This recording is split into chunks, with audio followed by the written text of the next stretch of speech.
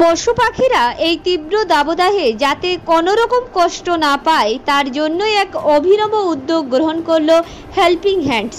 খাতড়া অঞ্চল এবং খাতড়া পার্শ্ববর্তী বিভিন্ন এলাকায় যে সমস্ত বড় বড় গাছ রয়েছে সেখানে মাটির পাত্র লাগিয়ে তাতে জল এবং ORS মিশিয়ে পশু পাখিদের যাতে গরমে কোনো রকম কষ্ট না হয় সেই উদ্যোগ গ্রহণ করলো হেল্পিং হ্যান্ডস।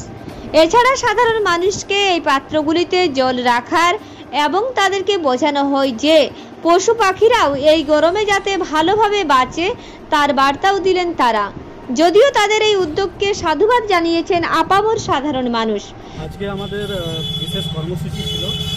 আজকে আমরা পাখিদের জন্য জলের ব্যবস্থা করি, কারণ একে 45 ডিগ্রি তাপমাত্রা। দক্ষিণবঙ্গে এত এই যে অসুবিধা হচ্ছে, আমরা এমনিতেই হাঁসফাঁস করছি। এর আগে আমরা জলছত্র কর্মসূচি করেছিলাম, তো সেখানে দেখলাম যে বিভিন্ন পাখি দেখছি রাস্তার ধারে মরে পড়ে আছে। এই অবস্থায় আমরা পরিবেশের ভারসাম্য রক্ষা করার জন্য আমরা জলের ব্যবস্থা করেছি। তার সাথে আমরা ORS রেখেছি, সেটা ভেটেরিনারি থেকে প্রাপ্ত। আমরা বিভিন্ন গাছের উপরে লাগিয়েছি।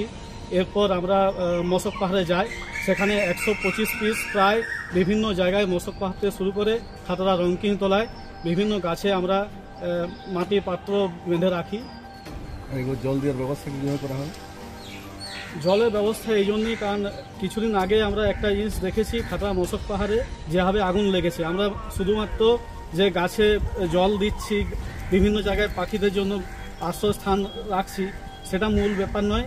আমাদের বিশেষ করে বার্তা, যেমন আমরা অনুরোধ করব সকলকে, যেমন কোনো জঙ্গলে যে শুকনো পাতা আছে সেখানে কেউ যেমন আগুন লাগায় না। এই জল শেষ হয়ে গেলে এগুলোতে আবার জল দেওয়ার জন্য কি ব্যবস্থা? হ্যাঁ, আমরা জল যখন শেষ হয়ে যাচ্ছে আমরা স্থানীয়দের সাথে কথা বলেছি, সেখানে এলাকার মানুষদেরকে বলেছি জল শেষ হয়ে গেলে তারা যেমন জল দেয়।